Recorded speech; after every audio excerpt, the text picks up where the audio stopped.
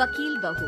जनक पेशे से एक बहुत अच्छी वकील थी, लेकिन कहते हैं ना, बहू कितनी भी बड़ी तोप क्यों ना हो, सास के सामने तो भीगी बिल्ली ही होती है। अरे जनक, क्या बात है, आज रोटी नहीं मिली अभी तक। ये तेरा कोर्ट नहीं है जो आज फैसला ना हुआ तो कल की तारीख मिल जाए। रोटी तो रोज वक्त में चाहिए। हाँ माँ जी, रोटी तो कब की बन गई। मैंने आपको कहा तो खाना खाने के लिए, आपने शायद सुना नहीं होगा। ओहो, जज नहीं हूँ मैं तेरे कोर्ट की, सास हूँ सास। कोई दलील फालतू की मत देना यहाँ। बहुत जानती हूँ मैं इन वकीलों को, अपनी बात ऊपर रखने के लिए झूठ बोलने में जरा भी नहीं सोचते। तभी वहाँ जनक के ससुर आ जाते हैं। अरे भाग्यवान, क्यों बेचारी के काम को कोसती रहती है हमेशा। मैं भी तो था वहाँ जब ये आई थी तुझे रोटी खाने को बुलाने के लिए। सास को तो अब गुस्सा आ जाता है कि कैसे किसी ने बहू की साइड ले ली। अरे वाह जी वाह, वो तो मैं जानती थी कि कोई ना कोई गवाह तो ये पेश कर ही देगी, पर मैं तो अब सीधा खाना खाकर सोने जाऊंगी। मुझे आदत नहीं है किसी से बहसा बहसी करने की। पता नहीं कैसे ये वकील इतना दिमाग लगाकर खुद तो झूठ बोलते ही हैं, साथ में झूठे गवाह भी ले आते हैं। जनक को सास के ताने सुनने की अब आदत सी पड़ जाती। एक दिन जनक वकील की ड्रेस पर काला कोट पहनकर कोर्ट के लिए निकल ही रही होती है कि अरे कहाँ चली काला कौवा बनकर। टोक दिया ना, अब कोर्ट तो वकील वाले ड्रेस पहनकर ही जाऊंगी ना। वाह भाई वाह, दामिनी तो मैंने भी देखी है। सन्नी पाजी ने ऐसा ही कोट पहना था और कहा था कि तारीख पर तारीख, तारीख पर तारीख। मतलब कि कोई बात करनी है तो बोलिए, वरना वक्त नहीं है मेरे पास खराब करने के लिए। अरे पता नहीं तुझ में क्या देखा मेरे बेटे ने, सारा दिन वकीलों वाली बहस करती है भोली भाली सास के साथ। अच्छा सुन, जो इतनी बहस मेरे आगे करती है ना, जरा अपने बॉस से कर ले, जो 1 साल भी ना हुए तेरी शादी को और काले कपड़े पहना दिए। अंदर जा और लाल कोट पहन कर आ, पता तो चले कि नई नवेली शादी हुई है। अरे माँ जी, कोर्ट में मेरा बॉस क्या करेगा, ये तो पूरे देश की ड्रेस है वकीलों के लिए। लेकिन सास तो ठहरी सास।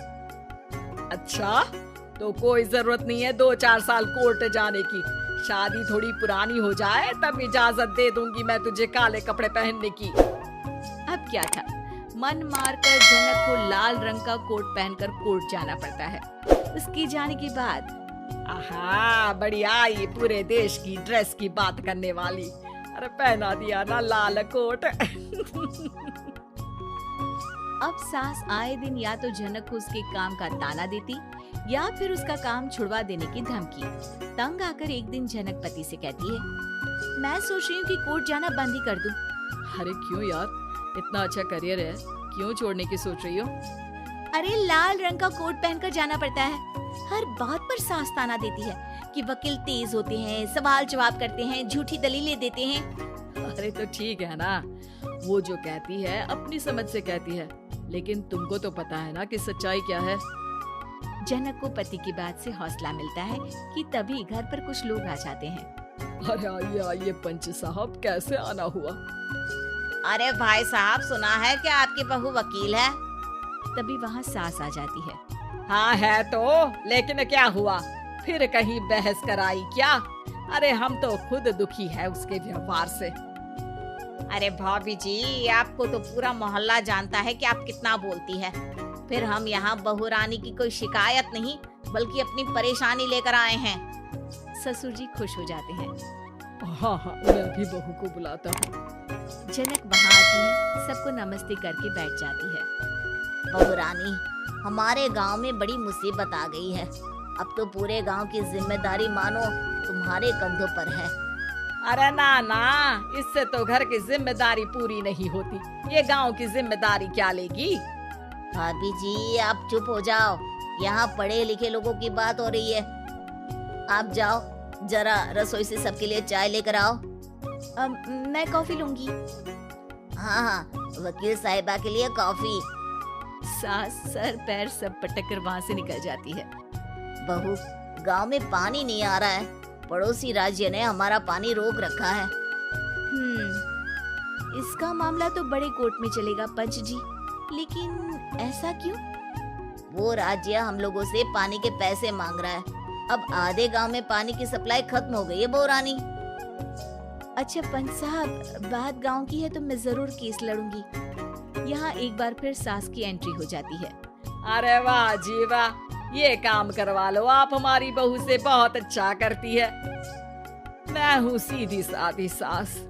इस लड़की ने कैसे लड़ लड़ कर मुझे साइड कर रखा है, ये तो अब आपको पता चल ही जाएगा। अरे भाभी जी, आपकी आवाज तो पूरे गांव को सुनाई पड़ती है जब आप बहू रानी को सुंदर वचन सुना रही होती हैं। अरे वकील बहू मिली है, फक्र करो फक्र। हाँ जी हाँ, सारी फकर तो हम लोग ही करें। खैर, अब जो केस लड़ेगी और पानी गांव में आ जाता है तो पंच साहब लिख कर देना होगा कि हैंड पाइप में सबसे पहले मेरी बाल्टी और घड़ा भरेगा। अरे फिर तो हम बहू रानी के नाम पर घर पर ही सप्लाई दे देंगे, लेकिन ये इतना आसान नहीं है। बहू, गांव के पास अभी वकील करने की भी पैसे नहीं है तो। अरे पंच साहब, ये मेरे गांव का मामला है, मैं आपसे एक भी पैसा नहीं लूंगी। सास को बहू की बात पर गुस्सा आ जाता है, लेकिन सबके जाने के बाद झनक मन लगाकर गांव की परेशानियों को दूर करने में लग जाती है। और वो दिन भी आता है कि झनक केस जीत जाती है। अरे आज तो प्लम्बर आकर घर तक पाइप लगा गया है। खुश हो जाओ, मेरे कारण तुम लोगों को घर के अंदर ही पानी मिल जाएगा।